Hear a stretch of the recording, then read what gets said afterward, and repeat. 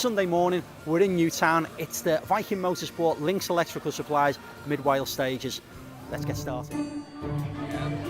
Round 2 of the West Wales Rally Spares R.A.C. Rally Championship dawned in damp conditions as 52 stage miles lay ahead of the crews in the Welsh forests. 75 cars would take the start across 5 categories based on age and engine size, with Minis and Lotus Cortinas taking on Alfa Romeos and Volvos in Category 1. The Lotus Cortinas of Bob Bean and Simon Wallace were amongst the first to be flagged away by the Mayor of Newtown, and coming into this round of the championship, Richard Hill heading the title race by 20 points from Chris Brown. He's just 1 point up on Terry Brown, with Ray Cunningham, Leighton Waters and Tom Coftree all tied for 4th ahead of Tom Davis, with Simon Wallace, Peter Smith and Roger Matthews rounding out the top 10. And this weekend, the championship remembering David Winstanley, who passed away just a few days before the event.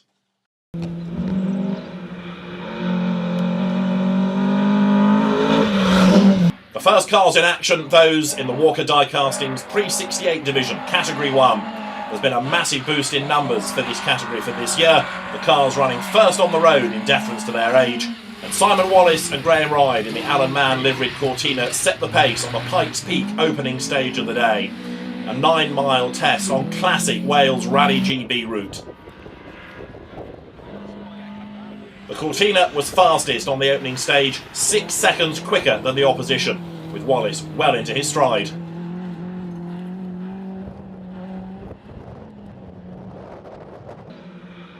The Cortina's light and powerful and ever spectacular to watch, but Wallace wouldn't have it all his own way on this second round of the championship. Gwilym Roberts and Don James in their Cortina would take the fight to Wallace and Ryde.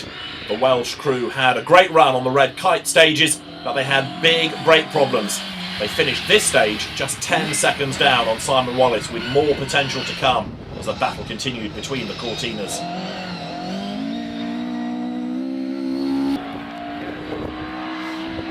The opening stage of the day was a real test for everybody. It was wet, it was slippery. Drivers were desperately hunting for traction as well as trying to set a decent time early in the day.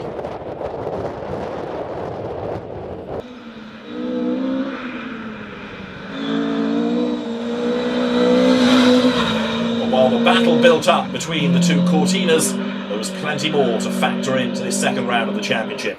Step forward the Minis, amongst them the car of Ray Cunningham and Gary McElhinney from Galway.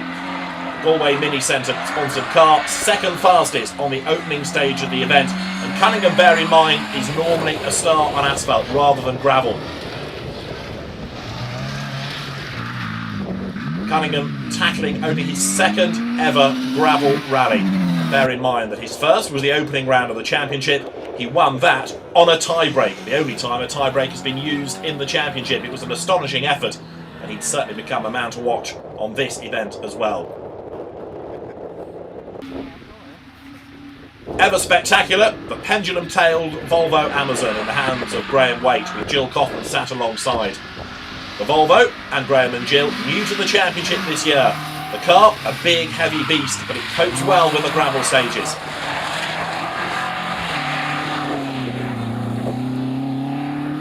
Disappointingly, early in the day, the car wouldn't run as cleanly as he wanted it to. That meant they were down in 4th place at the end of the opening test.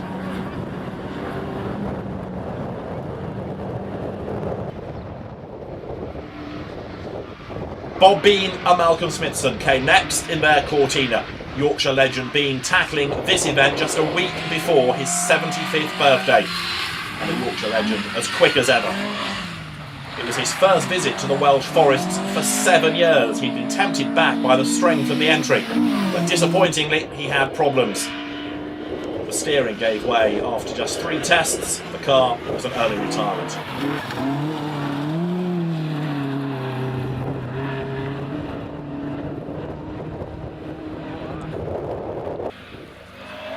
That took one of the Lotus Cortinas out of the battle. But step forward, the Cortina Mark II GT in the hands of Bob Gibbons, with his son Dale sitting alongside him. Bob Gibbons, the man from South Wales, hustling the car on as rapidly as ever. The downside to the spectacular Mark II Cortina being it isn't as powerful or as light as the Lotus Cortinas. What it lacks in those departments, it has to make up for in driver commitment.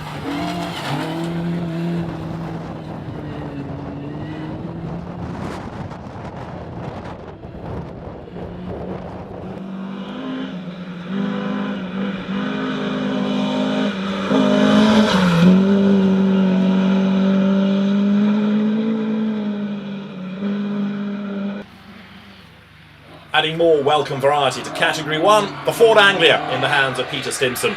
Co-driven by Mark Butler, Devonian Peter back in rallying after a year away. And although the Ford Anglia runs on a tight budget, it's a very well-prepared car.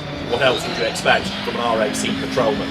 That's what Stimson does during the week. At weekends, he's a very quick rally driver indeed. The 1500cc Ford Anglia, perhaps a little breathless against the later, more modern, more powerful Lotus Cortinas, for example. But in Stimson's hands early on in the day, the car was flying, despite very slippery stages. It's also a car that's very popular with the fans, and Stimson was going strongly. Another car running in the Alden Automotive Mini and Imp Cup is this Mini in the hands of Frank Cunningham, with Aaron Ford sat alongside him. Frank, the older brother of Ray, splits his time between living in Ireland and America. When he comes back to this part of the world, he's a very rapid rally driver indeed.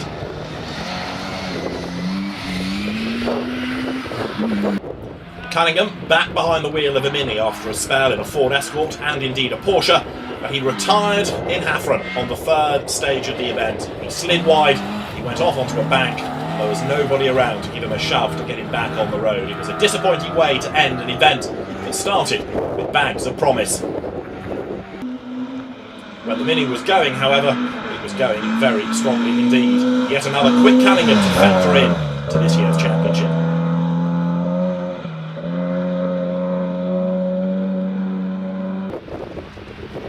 And how different does it get in Category 1? From a Mini to a Volvo. The PV544, one of the oldest cars in the field, dating back to 1960, driven by Ian Beveridge, Peter Joy sitting alongside in the co-driver's seat.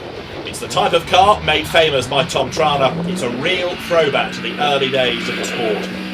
Ian Beveridge, an ex-Metro 6R4 driver, so this very different indeed. Peter Joy, somebody who is to be found rallying a Lotus Elite on tarmac road rallies.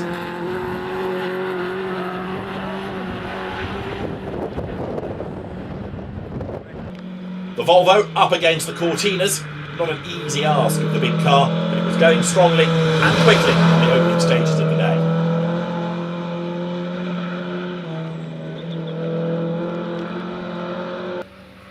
Another car competing in the Mini and Imp Cup for this year is this Mini Cooper S in the hands of Clive King and Russell Joseph. This new competition aimed to encourage out the smaller cars such as the Mini and the Imp, and the concept is working well as the entry has grown for this second round of the championship.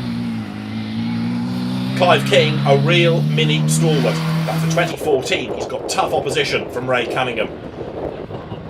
Early in the day, the Mini looking a little bit smoky, that perhaps a legacy of an engine failure on the opening event of the championship, the Red Kite Stages. The engine has been rebuilt, but perhaps burning just a little bit of oil early on in the morning. Despite that, Clive King going quickly.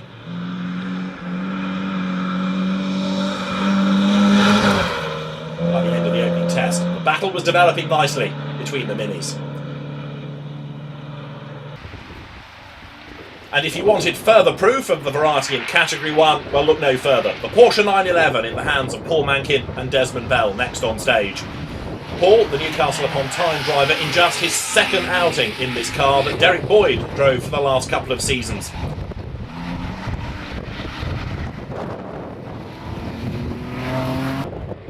Paul Mankin switching to a Porsche after seasons spent behind the wheel of a Lotus Cortina, so he readily admits he's still getting used to the car, but stage by stage getting faster and faster and increasingly confident behind the wheel.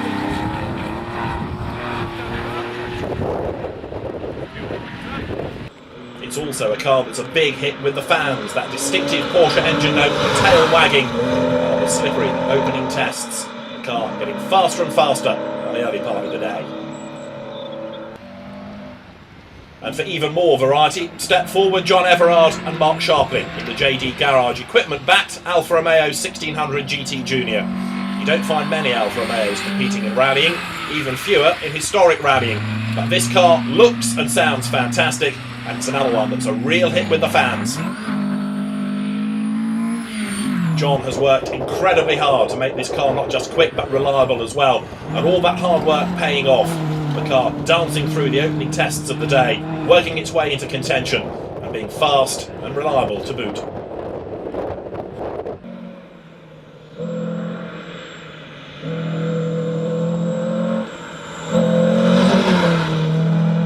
Whilst Alfa Romeo's heritage may not really include all that much success in rallying, Saab's definitely does.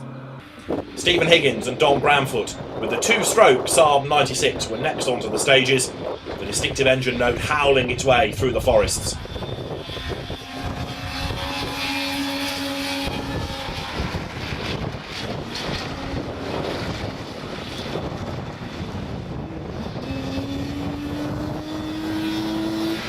The car a real throwback to the early days of Forest rallying and Eric Carlson, for example, and for Manx-based Higgins, a quick driver in his own right, the Saab just a little breathless, particularly going up a hill. The message seemed to be, if anything looks steep, don't lift, just keep your foot nailed to the boards.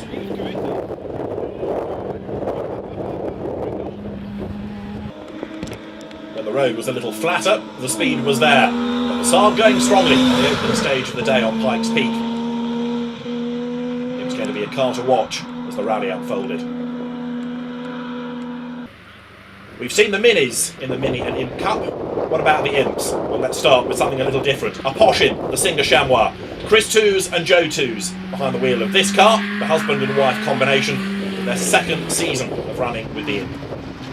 Chris himself, an ex-Mitsubishi driver, but he has this passion for the smaller cars, Imps in particular. Disappointingly, electrical gremlins halted his progress on the second stage of the day. They had to stop and change a condenser. Disappointing after having gone very strongly on the first stage of the event.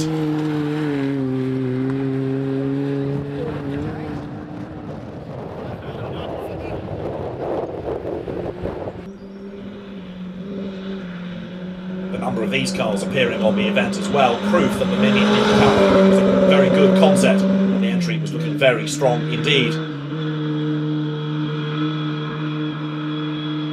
Opposition within it, however, would come from Jeff Taylor and Steve Greenhill with their Sunbeam Imp Sport. Jeff Taylor, an experienced driver, he's been rallying for quite a few seasons now, but he had problems on the first loop of stages, and disappointingly, the car ground to a halt. It was a real shame because early in the day the car had been going and sounding very rapid indeed. What he had done though was lay down a marker for the remainder of the season, but if this car holds together it's going to be a real factor amongst the hordes of Imps giving energetic chase to the Minis.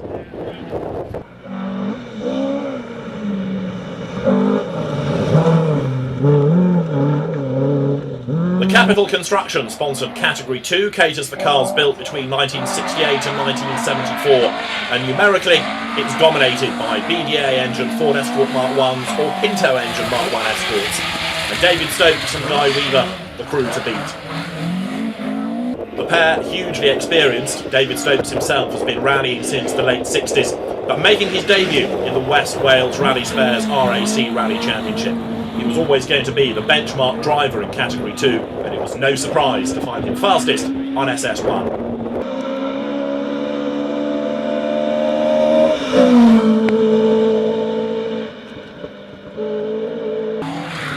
Opposition to Stokes and Weaver would come from Stanley Orr and Brian Cairns from Northern Ireland. Now bear in mind, their car is in Class C3, so it's a Pinto engine Escort, less powerful than that of David Stokes. And Stanley Orr hasn't rallied in Wales for over 30 years. He was going incredibly well, and he was only 18 seconds down on Stokes after the first 9-mile test. It was a mighty achievement. It also set down a marker for the rest of the day. Stanley Orr straight away had proved he was going to be a man to watch. Chris Brown and his wife, Ali Cornwell Brown, were also escort mounted, and they were aiming to chase David Stokes in Class C5. Chris Brown drove extremely well on the opening stage. He was only 11 seconds down at the end of the opening test.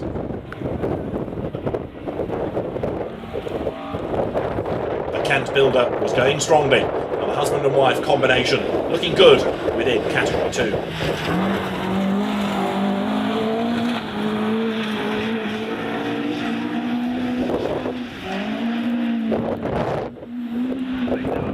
The car was barely in a straight line, the back wagging its way through the forest stages and in the hunt for honours in Category 2. They were being pushed by Warren Philliskirk and Uric Evans in their BDA engine escort.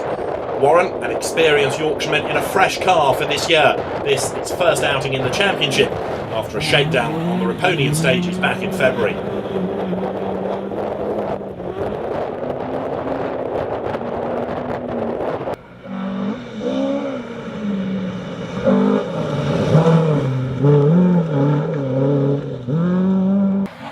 For something different, how about the Datsun 240Z, the car owned by Mike Reynolds? He was co-driving for Jeremy Eason, his near neighbour and his mate behind the wheel of the car. Jeremy, somebody who liked rallying unusual cars, and the ex-escort man was ideally suited to the Datsun 240Z. It was another car that was a big hit with the fans. It made a great noise, the back pendulumed its way around the slippery stages, and although perhaps it didn't have the pace of the escorts, it was holding its own over the opening test.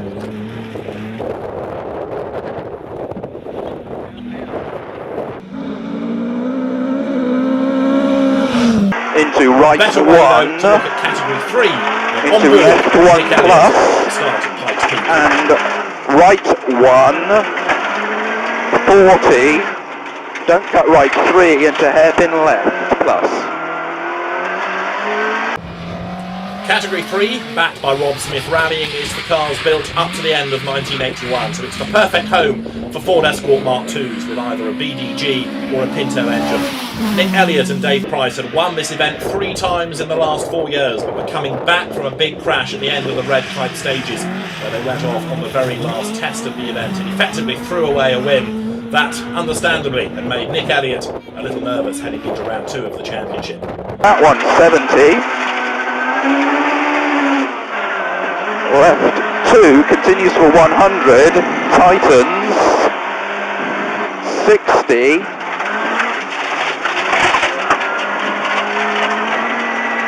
left 5 over crest into hairpin right.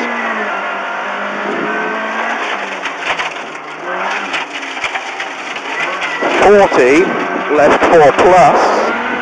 The Robinson Road planing Ford Escort was being hustled on in the hands of Matt Robinson, with Sam Collis sat alongside him. A relatively new combination. They're getting quicker and quicker all the time, helped by a huge amount of seat time.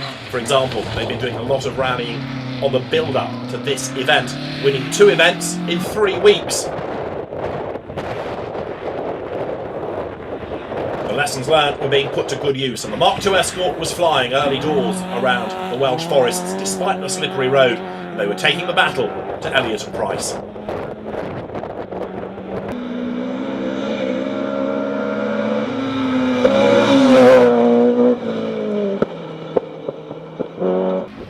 A man to watch this year is Marion Evans. Sitting alongside him is Ewan Evans, but Marion, new to historic rallying, a multiple former Welsh road rally champion, and he's taken to this discipline of the sport like the proverbial duck to water. He's quick, spectacular, he's got a very good car underneath him, a very good co-driver sat alongside, and being helped in his driving by Julian Reynolds, noted as a historic rally Ford Escort master. That help from Julian Reynolds was paying dividends early in the day as the car danced its way across the stages, and this was another escort up at the pointy end of the battle in Category 3.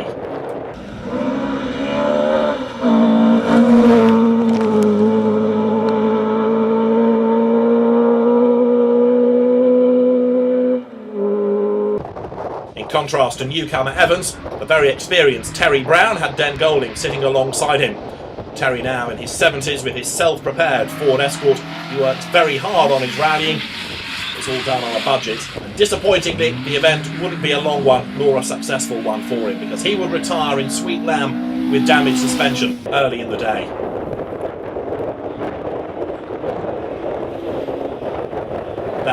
battle for honours would lose one of normally the quicker Ford Escort Mark IIs. Big disappointment for Terry Brown. It's going to affect him in the championship, but rest assured he'll bounce back for the next round.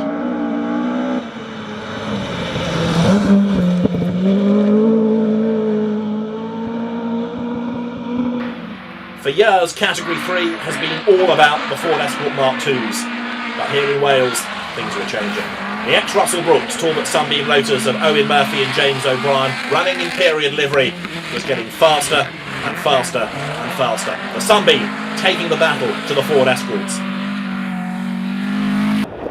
Owen Murphy has a great pedigree back home in Ireland, but virtually all the stages he tackles in the UK are completely new to him, completely alien, and therefore the fact that he was 5th fastest on the opening stage behind the Ford Escort was a mighty achievement. Already some of the Escort drivers are getting nervous. The Sunbeam was quick, it just gets faster and faster as 2014 unfolds.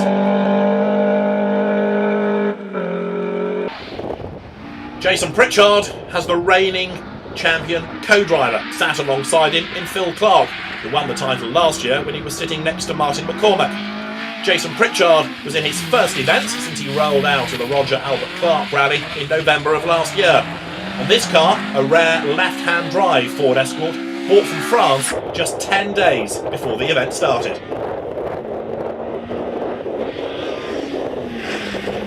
Disappointingly though, despite the effort put in by the team to actually get into the event itself, they wouldn't be rewarded with anything like a good result because the half shaft broke in Hafren and they were out of the event.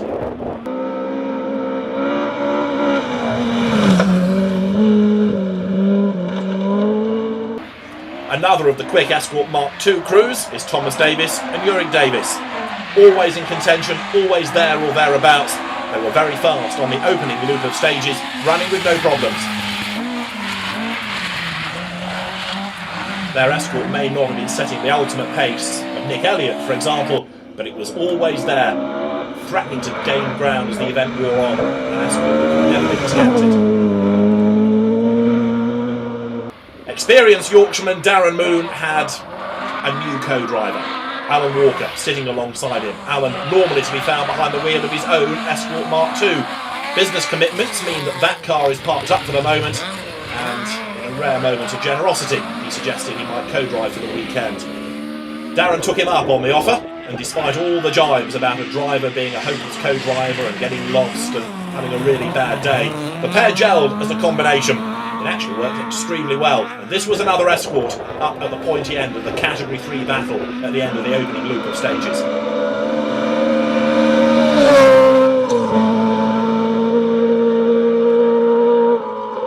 Tim Freeman had Paul Wakely sat alongside him with the BDG-engined Ford Escort Mark II. This a car contesting the Kuho Clubman's Challenge. That runs within the overall championship, and it's a 6-tyre competition. That means it's only open to those crews doing an event on just 6 tyres alone. Now, the Ford Escort Mark II is notoriously tough on tyres, and the fact that Tim Freeman is not just contesting that championship, but also doing a very good job within it, underlines that he's a very good driver.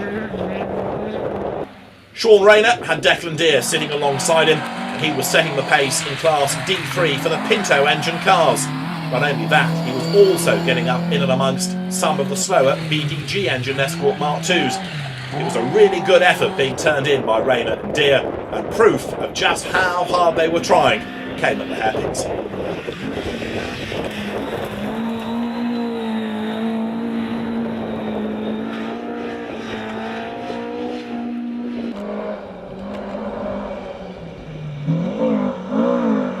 Despite running a little bit wide, he was able to get back the time lost and still hustled on.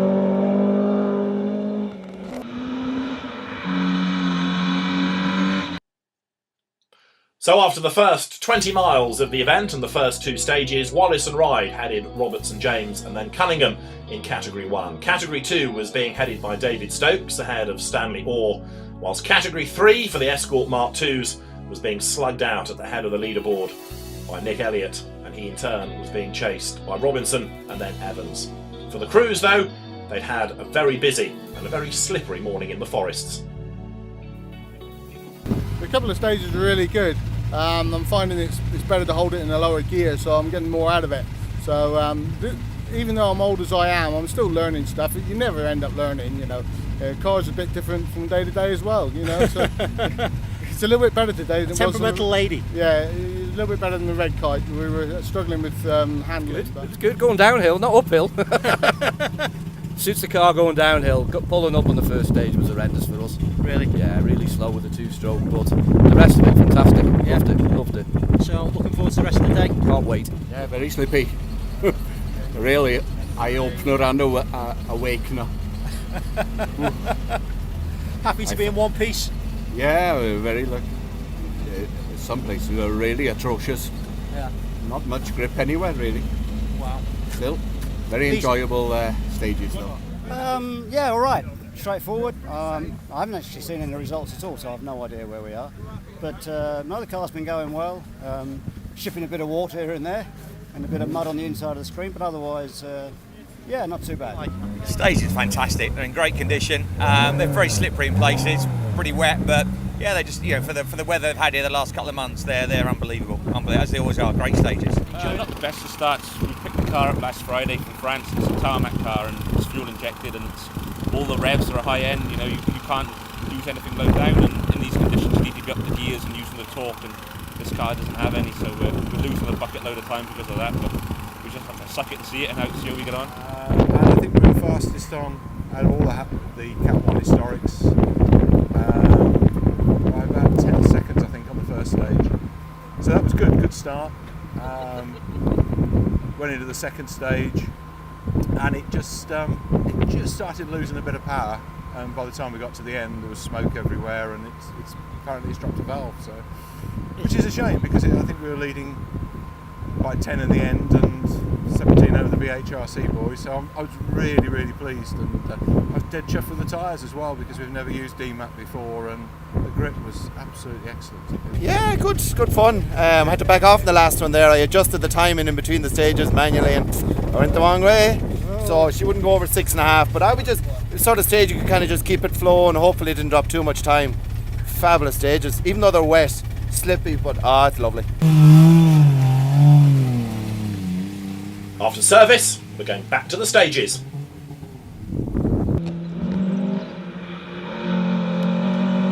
Welcome back to the West Wales Rally Spares R.A.C Rally Championship and Category 1. Haffron was the longest stage of the rally at 16 miles long, and it started in Sweet Lamb before moving to Haffron itself. With the demise of Simon Wallace, Ray Cunningham was now the man to beat. Fast medium right now. 40, fast right, 80, mid over bump junction to fast medium left, down into the fast medium left, 40, mid through the post, and mid over junction 150. Easy left, into a mid over small crest, 80 past the quarry, caution crest, slowing for square right narrow. Yeah.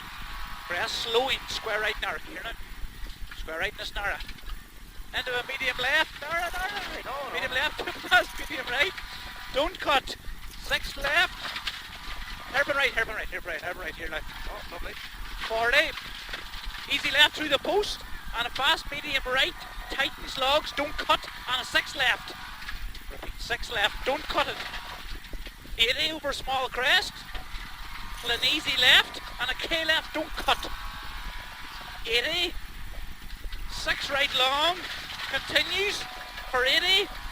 6 right long, continues for 80, and tightens 60. To the mid over crest. 40 to the K left. Graham Waite was moving up the order after the dramas for Simon Wallace. Waite and Gwilla Roberts in the Cortina are now the main opposition to Ray Cunningham in Category 1. Bob Gibbons was setting the pace in Class B3 for the 1600cc Category 1 cars. He was chasing Roberts and Waite.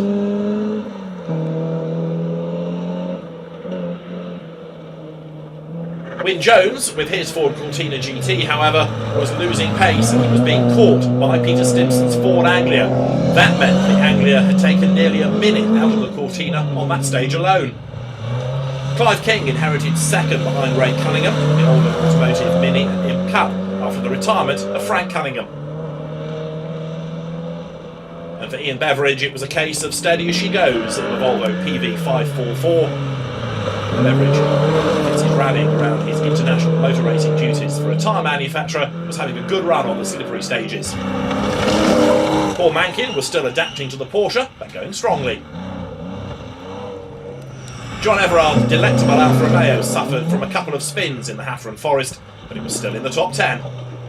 Stephen Higgins, though, lost 7 minutes in Haffron after a throttle spring made a bid for freedom. The car went off into a ditch, and first of all they had to find not only enough people to get the car out of the ditch, but then a replacement spring as well. Bob Bean's rally, however, would end on SS3 with mechanical dramas, and it would also be the end of Frank Cunningham when he slid off the road.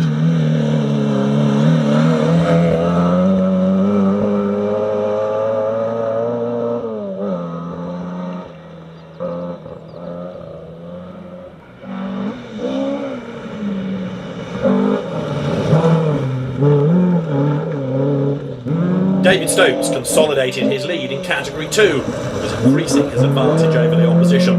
By the end of Haffron, he led by over 50 seconds. Stanley Orr was the best of the rest on the alien stages, having a trouble-free run in his Ford Escort.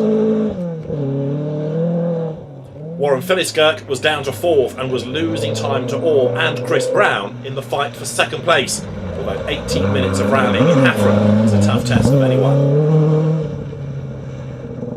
Chris Brown had moved himself up to 3rd and was chasing Orr. He was just 5 seconds slower than Orr after the 16-mile test. Pete Smith's Swift Leisure-backed Opel Ascona was a new project for this year and was 2nd to Orr in Class C3. The experienced and busy Patrick Walsh was sitting alongside. But Jeremy Eason was heading for retirement as a broken diff mounting spelt the end for the Datsun 240Z. Terry Cree and Richard Shaw's added variety to the class. Their Class C3 BMW 2002 these days a match for the Escorts. Steve Magson and Darren Smith in their Pinto engine Escort Mark 1 were slugging it out with the BMW in C3. And so too was David Kirby with Chris Rixon in their Ford Escort Pinto. David, one of only 2 drivers to have finished each and every round of the championship. Phil Jobson and Arwell Jenkins were having their first outing since a big roll on the Roger Albert Clark in November. It was a rare foray to Wales for the Cumbrian driver who just wanted a finish. Chris Nixon and Bryn Moore-Pierce were making their championship debut after several seasons away. Mark 1 Escort going well. The leading 1600cc Class C2 Escort was in the hands of Robin Shuttleworth and Ronnie Roughhead.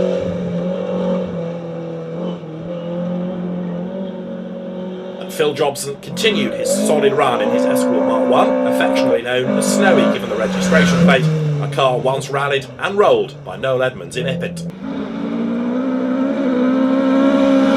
Nick Elliott headed Category 3 and was flying in Haffron to extend his lead by a further 8 seconds. After 3 stages, he was 28 seconds up. Matt Robinson was a strong 2nd and was enjoying a measured, error-free run. Marion Evans was 2nd fastest to Elliott in Haffron, a tremendous effort given his lack of experience at this level. Owen Murphy's Sunbeam was still on the attack and moved up a place after Terry Brown's retirement. Thomas Davis moved up 2 places after Brown and Jason Pritchard retired, and he was hunting down Owen Murphy. Championship leaders Richard Hill and Stephen Evans had dropped over a minute on the opening leg after what Hill described as pilot error, but he was back on the money in Haffron, matching the pace of the leaders. Darren Moon was waning in Haffron, losing time to Thomas Davis, but picked up pace on SS4, leaving himself with work to do on the final leg. Tim Freeman was chasing Moon though for a place in the top 6 overall. Championship sponsor Gareth Lloyd, along with Ryland James, was running in the top 10 in his ex-Roger Clark John Taylor Escort Mark II. In Class D3, Sean Rayner was consolidating his lead, pulling away from the opposition.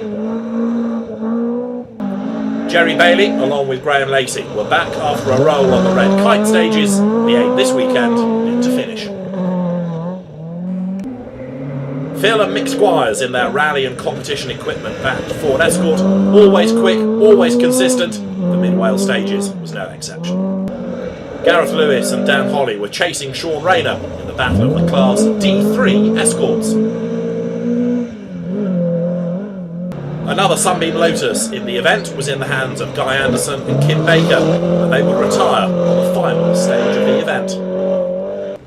Adrian Young and Winford Jones were also in Class D3, hunting down Gareth Lewis for second.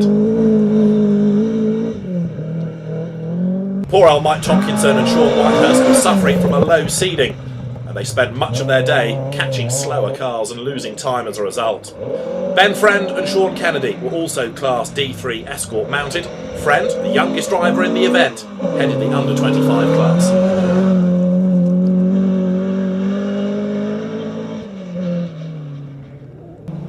James State and Mike Harris had the third Sunbeam Lotus on the event and were enjoying a good, solid run. Tom Coftry and Calvin Coolidge have a car prepared in Devon, giving Scotsman Coftry a few logistical jitters. Their Escort runs in Category K, as it complies with the FIA Appendix K regulations. Graham Thatcher, Robert James were ploughing on in their Hillman Avenger, leading Class D2 for the 1600cc Category 3 cars. Nick Jarvis and Craig Thorley were having their first run in a newly built Escort Mark II and dealing with a number of new car teething troubles. Dave Watkins and Tony Vard had a 1600cc Talbot Sunbeam in Class D2, Dave's second event after a 25-year break. The Escort Mark II of Paul Fry and Mike Steele was a long way back after dropping 7 minutes early in the day with mechanical dramas on the opening stage.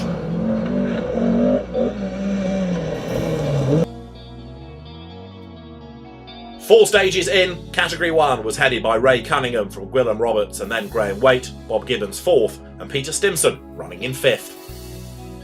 Category 2 was all about David Stokes as he continued to lead Stanley Orr with Warren Philliskirk back up to 3rd ahead of Chris Brown and Peter Smith lying 5th. And Nick Elliott remained the man to beat in Category 3 as he fended off Matt Robinson and Marion Evans with Owen Murphy 4th and Thomas Davis in 5th spot.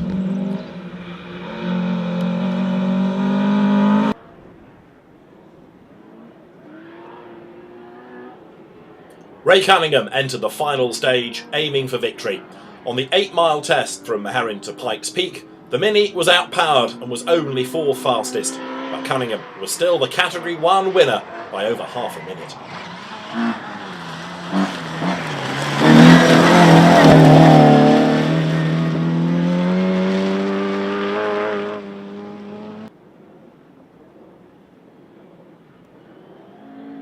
Like everybody, Gwilym Roberts had to contend with worsening weather, but he was able to cope with the conditions extremely well. He was 3rd fastest on the final stage and 2nd to Cunningham in Category 1.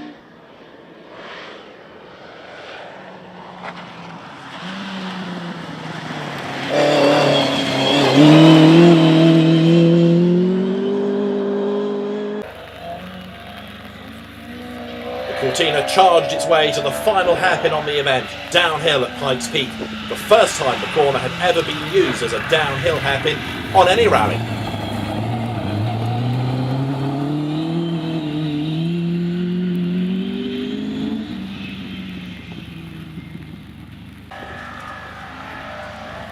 The star of the final stage, however, was Graham Waite with the Volvo Amazon. Hurled the mighty car around in fine style, and that ultimately put him 3rd overall in Category 1, fastest on the final stage, and he would slot in behind Cunningham and Roberts. Also impressive on the final stage of the event was Bob Gibbons. He was 2nd fastest away on that final stage and won his class, Class B3. 4th in Category 1 was his ultimate reward.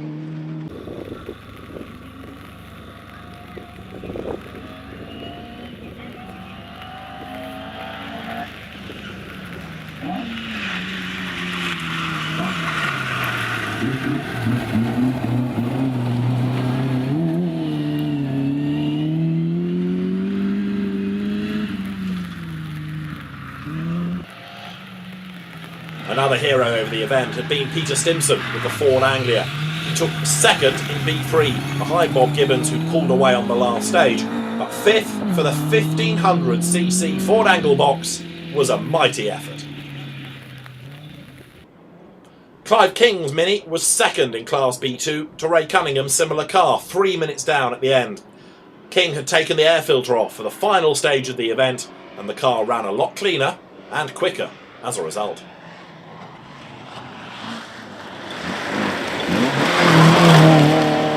Although he was beaten by Cunningham on the Welsh stages, it proved that there's going to be a mighty battle between the Minis for the rest of the season.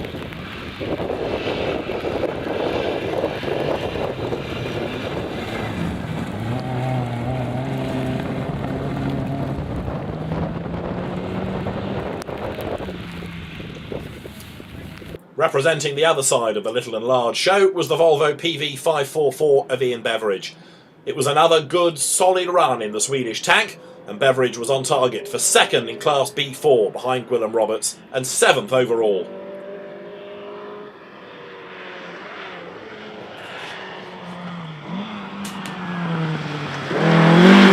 Once again, the car paid off with the obvious choice for historic rallying, but in the right hands and with the right preparer, it's a very quick car nonetheless.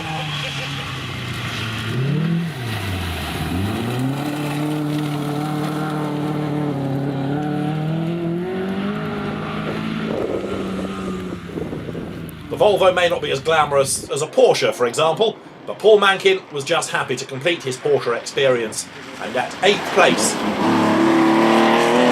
all part, remember, of his learning process with the new German car, and a good solid finish was a very good result. John Everard's Alfa Romeo bagged 9th, despite an element of confusion during the course of the afternoon. Which way do the stages go? He worked out which way he should have gone at the junction, and thankfully didn't lose too much time.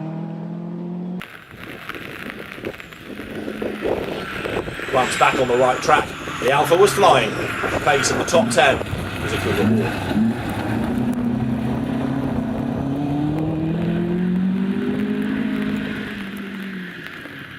And to round out the top 10 came Chris Toos.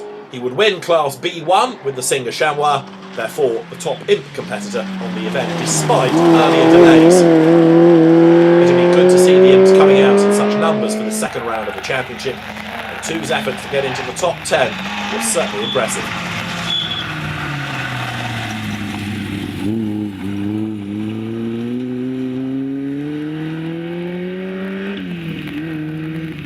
The cheeky imp won its class from the rather larger Saab of Stephen Higgins. He took second in Class B1. He'd gone well all afternoon, but sadly was never able to make up for the time lost earlier on in the day.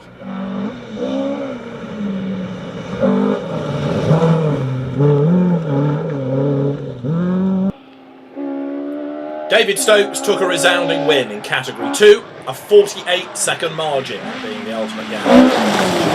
He was quickest on 4 out of the 5 stages. He only lost out on that final test, and he was just 5 seconds slower than Stanley Orr on the final stage. Category 2 winner, Class D5 winner, the best of the BDA engine escorts in Category 2. Stokes had really stamped his mark on the event. How that's going to affect things in the championship, though, remains to be seen. His plan's unclear. It's likely we may see him for 1 or 2 more events, but not the whole season.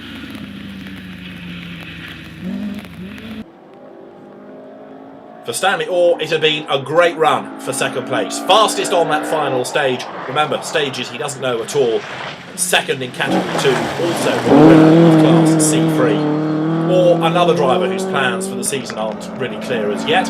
The logistics of coming from Northern Ireland to do the championship are far from easy. Let's hope we see him back, because certainly on the Mid-Wales stages he had been very impressive indeed.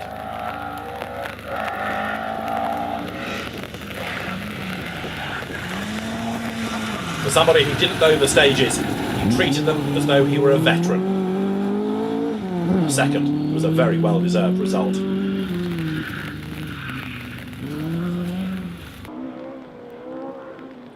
Warren Philliskirk bagged third in the end, a long way adrift of Orr. He had, however, dropped time in Haffron when he stopped to check on Jonathan Brate, who rolled his escort. It was a sporting gesture from one driver to another.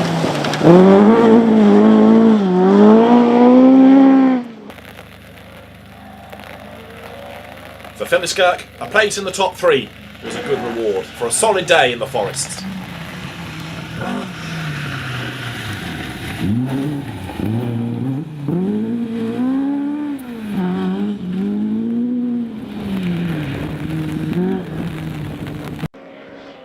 Against the might of the Fords, Peter Smith was less than half a minute down on Warren Finisterre for his opening stone, the only one of his time rallying in the UK. It was the sort of car that he used to rally in his youth. He was 4th overall and also won Class C3 by 45 seconds from Terry Cree in the BMW.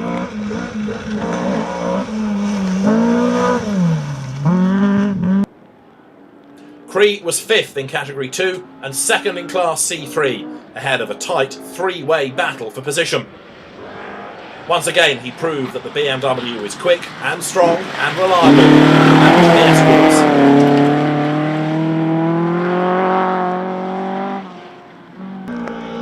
By the end of the event, just 25 seconds covered Cree, Steve Magson and David Kirby in their fight for 5th place in Category 2. 6th in category went to Steve Magson, along with 3rd in Class C3. He was just under 7 seconds ahead of David Kirby at the end of the event. A very hard fight in the forests. Kirby was 7th in Category 2 and 4th in Class C3, having beaten Magson by just 0.6 of a second. Very fast.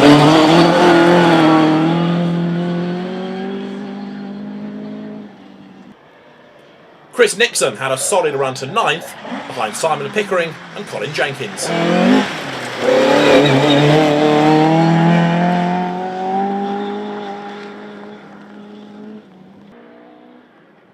The top 10 in Category 2 was rounded out by Robin Shuttleworth with his Ford Escort. He was also the winner of Class C2 for the 1600cc Category 2 cars.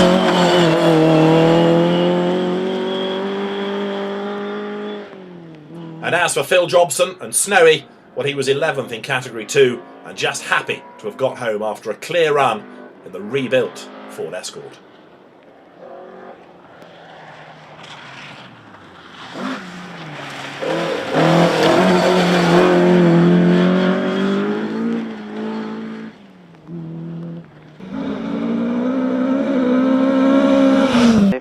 Four, three, two, one.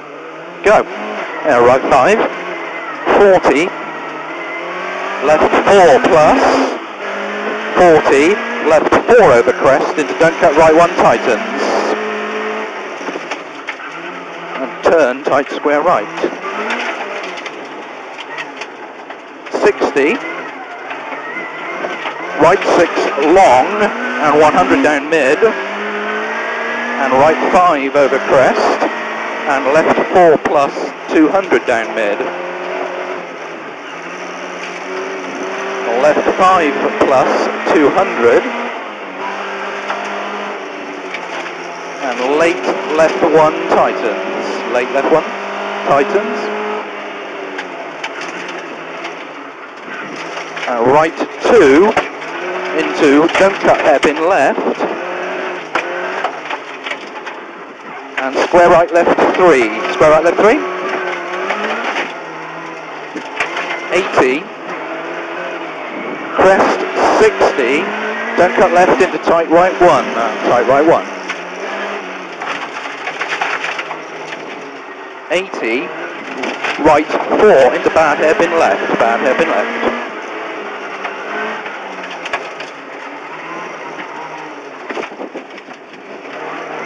Right 3 plus 60, left into crest and flat 200. As shown on board, Nick Elliott was in fine form in Category 3, the Mark II Escort, heading for a 4th win here in 5 years. Nick very much the king of the mid-whale stages.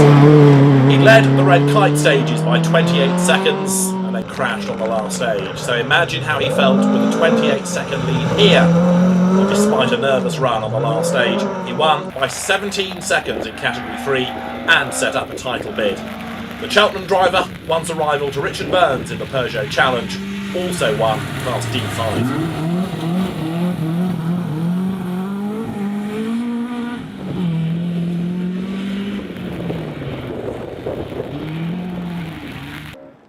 Matt Robinson had a superb run on the last stage. He was fastest, he took 10 seconds off Elliott, he finished second overall in Category 3 and also second in class. It had been a great run all day, Matt finally matching speed with consistency.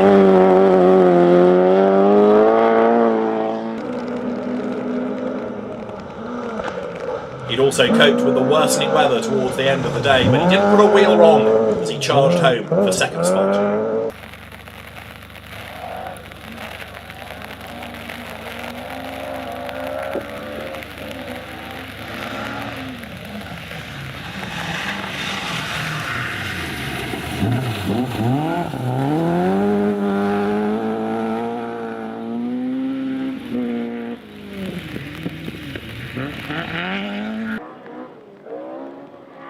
Behind him, Marion Evans was fourth fastest on the final stage of the event, and that put him third overall in Category 3 and in class as well.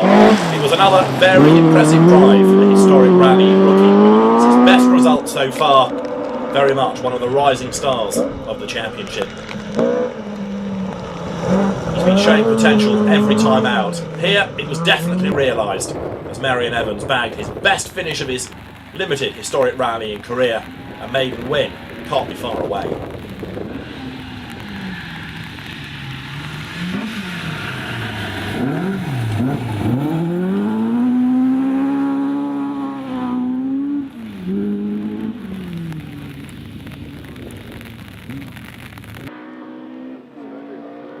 Behind the might of the Ford Escort Mark IIs came Owen Murphy, fourth in the Talbot Sunbeam Lotus. He was fifth fastest on the final stage, fourth in Category 3. His best results so far, the best results so far for the Sunbeam Lotus as well. There's more to come, and that should mean that Escort drivers everywhere have got to start fearing this car and driver combination.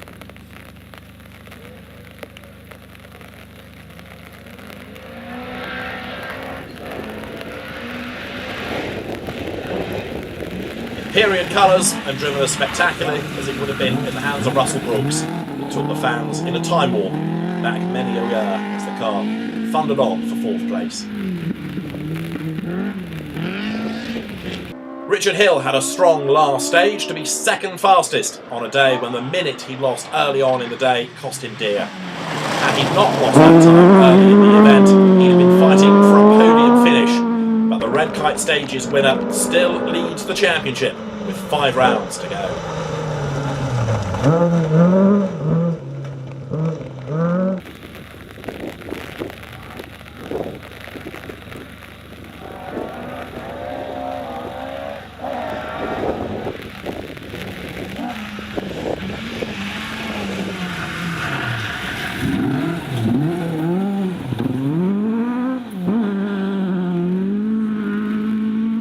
Behind Hill came Darren Moon. He was on target for 6th. He was 6th fastest on that last stage, as well as 6th overall in Category 3, having fallen behind Hill in the afternoon stages.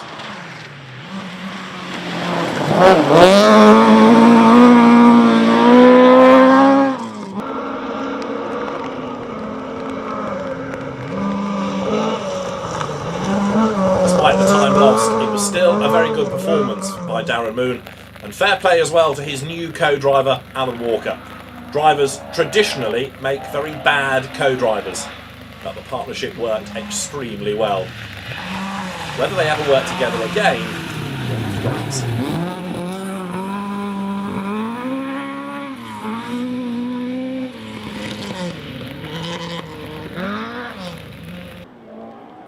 In the Escort Mark II dominated Category 3, Thomas Davis was 7th. Just 2 seconds down on Darren Moon, but he dropped 8 seconds on the final stage of the event. That left Thomas Davis a frustrated 7th in Category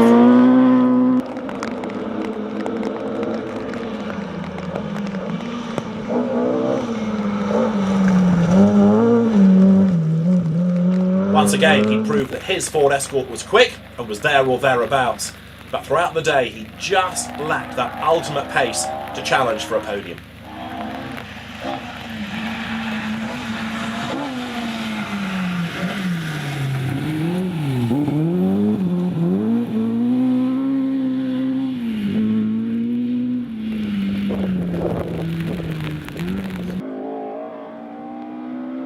Gareth Lloyd's West Wales Rally Spares backed Escort had to overtake Tim Freeman on the very last stage after Freeman hit problems. That gave Lloyd 8th at the end of the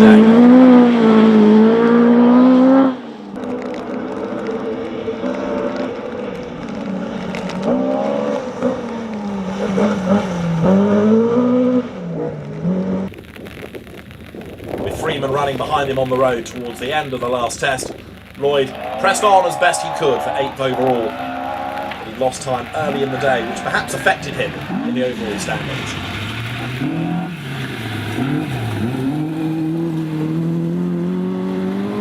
Freeman equally frustrated, having lost time on that final stage. He put in 9th, ahead of Sean Rayner, who was 10th overall and won Class D3 by a huge margin.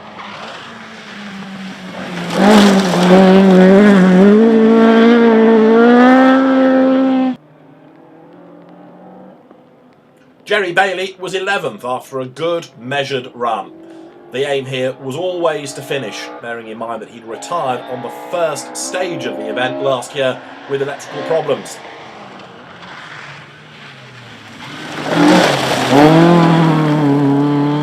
The ghosts of last year well and truly exorcised. There was a huge sigh of relief at the end of the day.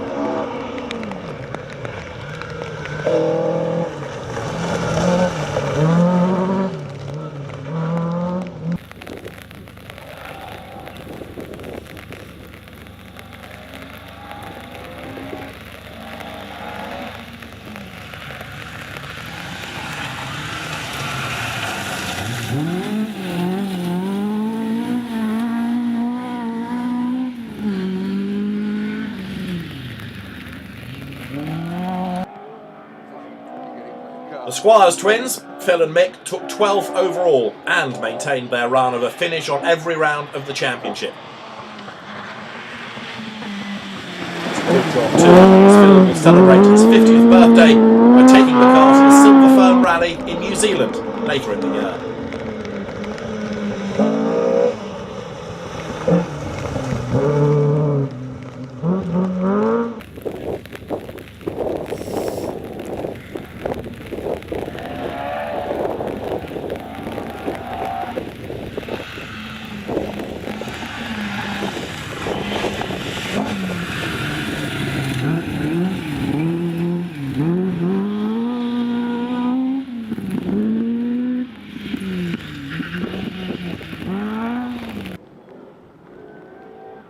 Behind the Squires came Gareth Lewis, second in Class D3, and he won his battle with Adrian Young by over half a...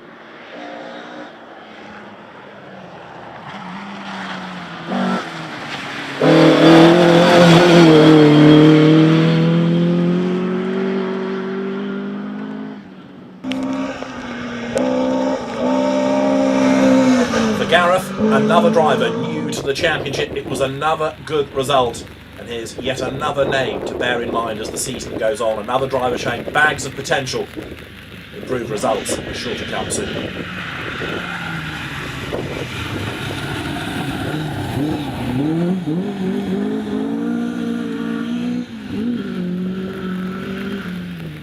Behind him, Adrian Young from South West Wales was happy to finish third in Class D3 after a day with no dramas, despite the ever worsening weather.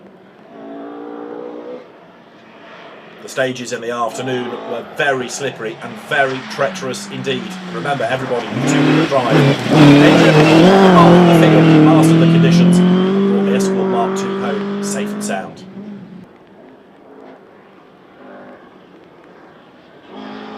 Ben Friend won the under-25s battle and was fourth in Class D3, level second with Young.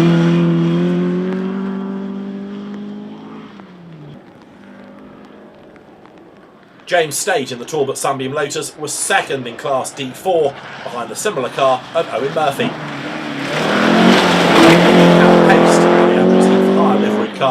the Sunbeaming Works colours at least made it home. Graham Thatcher won Class D2 in his 1600cc Avenger to make up for a retirement on the first stage of the Red Kite stages, where the gearbox broke after just 3 miles.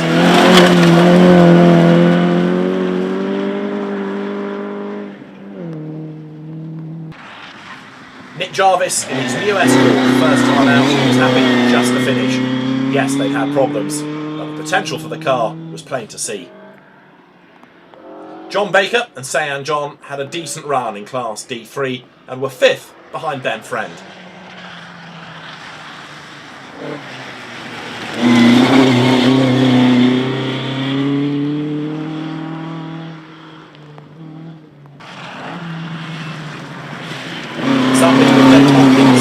Another good result. His second rally on his comeback season after a 25-year absence.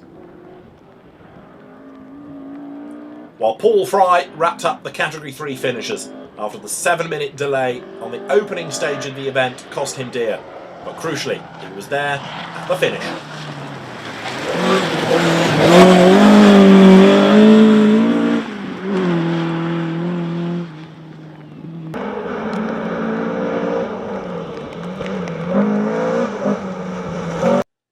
And so, at the end of a challenging day in the forests, Category 1 was won by Ray Cunningham, with Willem Roberts coming home second and Graham Waite third ahead of Bob Gibbons, with Peter Stimson rounding out the top 5. Category 2 had been dominated all day by David Stokes. He triumphed over Stanley Orr and Warren Philliskirk, with 4th being Peter Smith and Terry Cree's BMW netting 5th.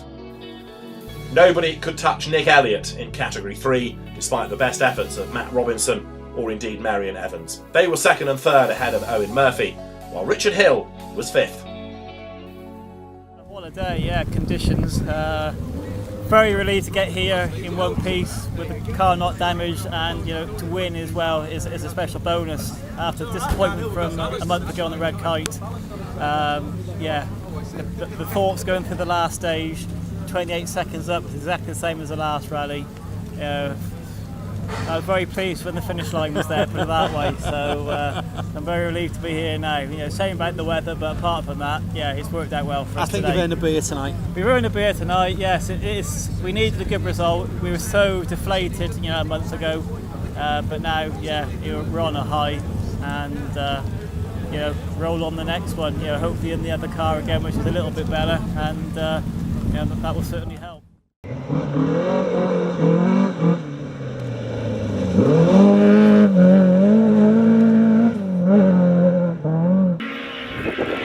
The Open category caters for two-wheel drive pre-87 cars that don't comply with historic regulations. An encouraging number of cars took part in the burgeoning category, and the future looks bright.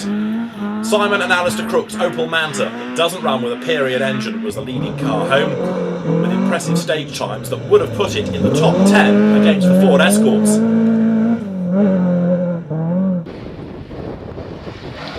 Behind the Opel came Leighton Waters and Kevin Bocott's Toyota Starlet. That took second, despite being a couple of minutes adrift of the Opel. In fairness though, the car had lost its power steering during the course of the day. That meant that life for Leighton became very physical indeed.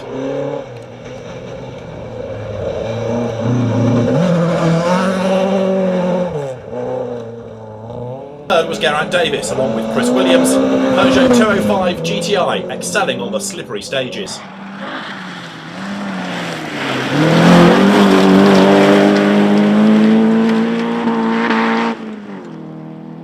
Behind them came Dave Hemingway, along with Simon Ashton. They were fourth in the Escort Mark II, the Yorkshire crew not used to the Welsh stages.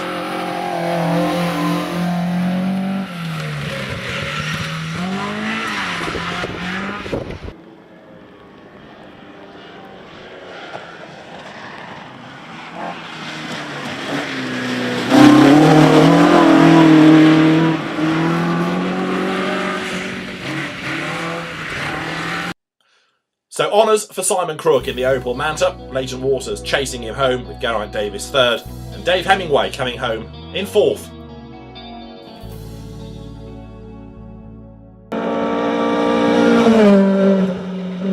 The Kumho Clubman's Challenge, the 6-tyre competition, is based on class points rather than overall finishing position. That meant the top scorer was Tom Coftrey, who ran 6 tyres and won Appendix K to score well.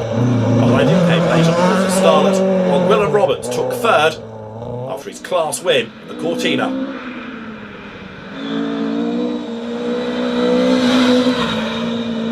Another Category 1 class winner was Chris Toos.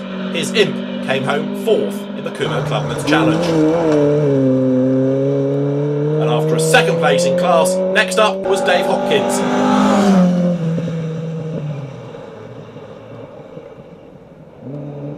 He was ahead of Tim Freeman, who deserves a very big cheer for taking the Ford Escort Mark II and running it on just 6 tyres and finishing in the top 10 in Category 3.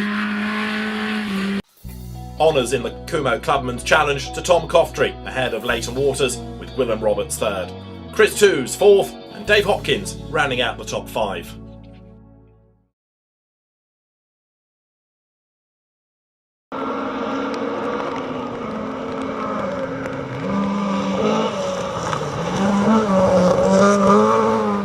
Another new innovation for 2014 is the Jeff Jones Motorsport Welsh Challenge.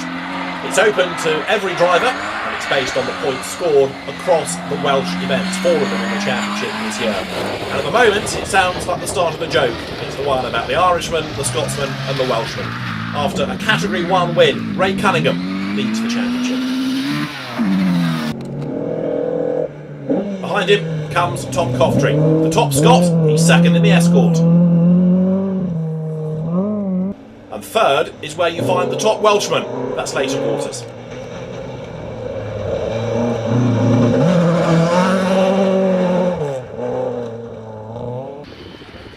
Lying 4th is the 2nd of the Welshmen, Willem Roberts, with the Cortina.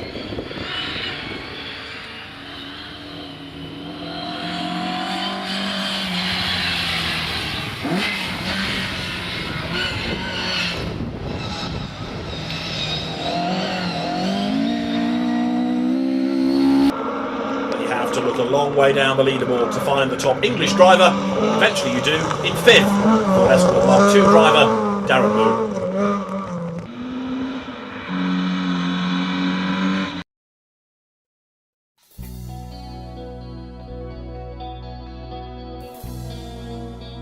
So Ray Cunningham leads the Jeff Jones Motorsport Welsh Challenge after the 2nd round of the series, ahead of Tom Coftrey and Leighton Waters. Willem Roberts 4th, Darren Moon 5th.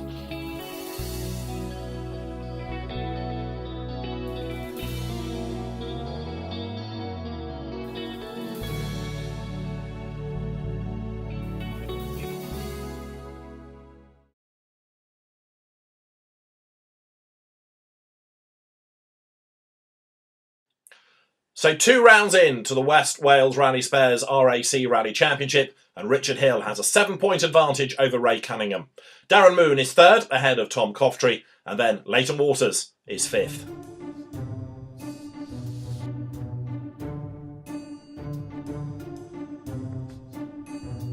Outside the top 5, the battles continue. Willem Roberts just 1 point ahead of Nick Elliott. He's only 1 point up on Bob Gibbons. 2 points further back, Tom Davis and Peter Smith rounds out the top 10.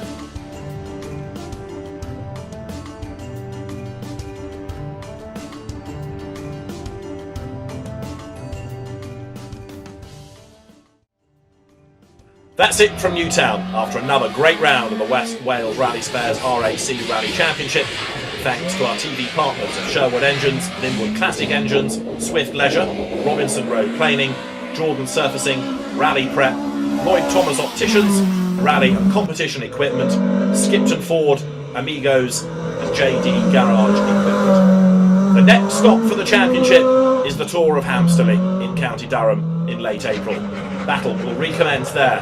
We'll see you for round 3 of the championship in a few weeks' time.